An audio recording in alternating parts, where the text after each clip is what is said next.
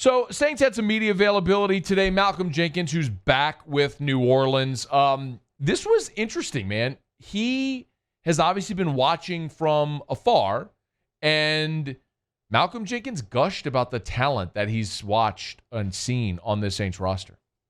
I mean, honestly, stepping back into the Saints facility, the organization has been very nostalgic for me. Obviously, being the place that I started at, but this is probably the most talented team I've been a part of since the 2017 Eagles team. And I told everybody when I stepped in, it was very apparent very early. I'm like, I don't understand how you guys haven't won a Super Bowl in the last 3 seasons. There's just that much talent, on the roster. And so as a leader, it's just looking at like, well, how do we not mess this up? How do we continue to keep guys engaged and motivated and constantly striving to compete and improve and grow? And I think that's the largest part, is how do we get over that hump? And I know that's one of the roles that I was brought here to produce. So that's really what I'm focused on now. How have you guys not won a Super Bowl in the last 3 years?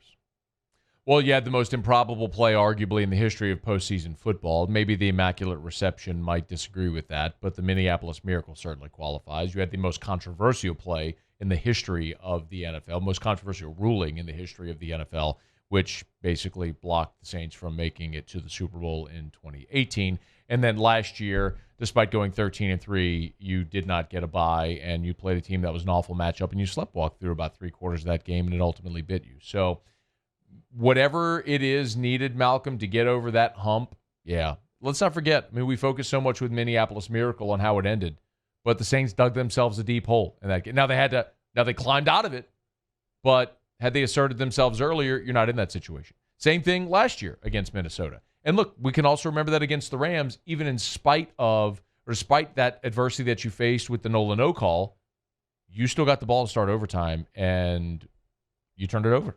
So whatever those things are that you can control that could help New Orleans get over the hump, maybe that's Malcolm Jenkins. And certainly this defense is expected to be really good. And Jenkins is joining a secondary that includes both Marshawn Lattimore and Janoris Jenkins.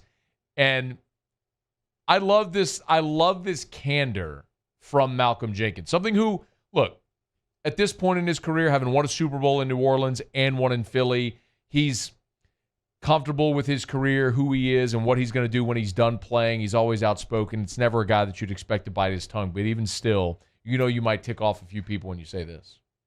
Yeah, well, I think, for me, and, without knocking anybody I've played with, I don't think I've played with a tandem, who are both as talented as Marshawn and Janoris. Just, Janoris being a veteran who can run with anybody, can change direction and cover anybody, and who I think is really motivated and hungry right now. To watch him just in practice against our receivers has been impressive. And then I think Marshawn, really can be the best corner in this league. It's just about consistency and really bringing that out of him. But he's been locked in and focused. And I think he knows that everybody expects him to be the best on every single play. And so being able to have that talent on the outside as a safety lends to a lot of freedom and a lot of ability to manipulate the defense and make plays. So I'm very, very excited, for anybody. Anytime you get 2 corners like that as a safety and as a pass rusher, you get excited because there's more opportunity to make plays. Although Darren Sharper is a deplorable human being who deserves to be in prison, he, as a football player, was exactly the injection that the 2009 Saints defense needed to get them over the hump to become elite. His ability to wreak havoc, create turnovers, was a massive part of what made that 2009 Saints defense what it was. Smart veteran player who knew how to win. Not maybe. That's what Sean Payton's trying to recreate here with Malcolm Jenkins. And hope it works. That secondary should be awesome. The offense we expect to churn along as well, in large part because of Mike Thomas. But now Mike Thomas has a running mate with Emmanuel Sanders. Here was the Saints All-Pro wide receiver talking about the Saints' new number 2 wideout. I love it. Going to work with Demario. He's a competitor. He's played a lot of football. I always say that, but he's still real fresh. Still has a lot left in the tank. You can tell. He comes out here with a sense of urgency, trying to get better, win every rep, and he competes. And as long as you know how to compete at a high level and can come out here every day and put everything to the side and just compete, you're going to be successful in this league. That's what I learned, and that's what I respect the most about him. Since day one, he's came out here and he's tried to get better, and he's always working on his game on the side also. And I'm excited to see him in our offense as well. That Mike Thomas will actually have a complimentary wide receiver is going to do one of two things. But it's either way, it's going to be a problem for a defense. It either forces teams to continue double-teaming Michael Thomas like they have, but opens up so much more of the offense because now you have another weapon and a deep threat. Or teams can no longer commit the type of attention that they do to Mike Thomas because you have another weapon, and that frees up Mike Thomas to continue bludgeoning defenses the way that he has. Either way, I don't think that there is much of a realistic scenario of this New Orleans offense dropping off. I love the way they supplemented this year in getting Emmanuel Sanders and Ty Montgomery. This is a guy we've talked a lot about because I think Ty Montgomery is such a valuable piece in the offense because of how versatile he is. Not only can he, we've talked about this, from his time at Stanford to when he came into the league with the Jets and the Packers, or Packers, Jets, and now New Orleans, the fact that he can be a running back, he can flex out and play receiver, he can catch the ball out of the backfield, he can help you on special teams. Because he helps you in so many ways, he makes your offense and your team as a whole so much better.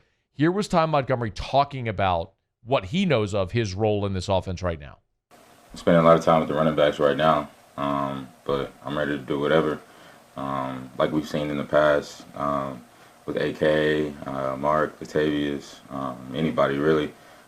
Backs are asked to even be crucial in the passing game as well, just with the many routes that we've seen the backs run on film over the years. So it really doesn't matter where they put me. I'm just going to do what's asked of me, whether it's winning on a route or winning on a run, getting a dirty four. Alvin Kamara has caught at least 80 passes. Actually, he's caught on the number 81 passes each of his 3 seasons in the NFL. 81, 81, 81. On the number each of his 3 years in the NFL. There's no doubt Sean Payton is going to use the running backs in the passing game.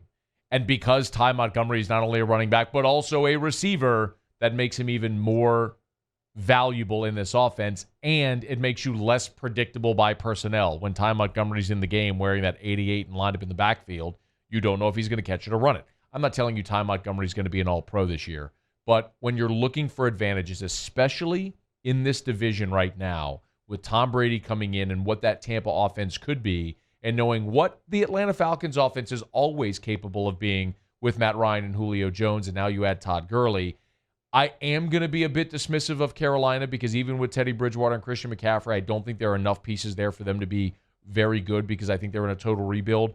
But the rest of this division, you're looking at an opportunity where you could, on a given Sunday, be in a shootout. And you also have Green Bay coming in this year.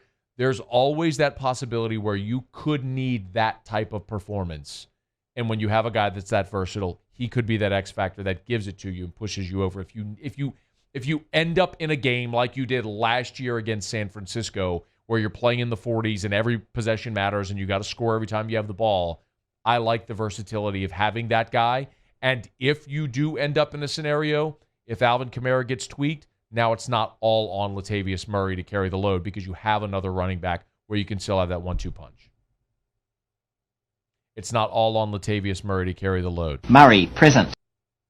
You owe me another one. Murray, present. Thank you, Bray. Hey, thanks so much for watching. Please leave your comments. I love to interact, and be sure to hit the red subscribe button below.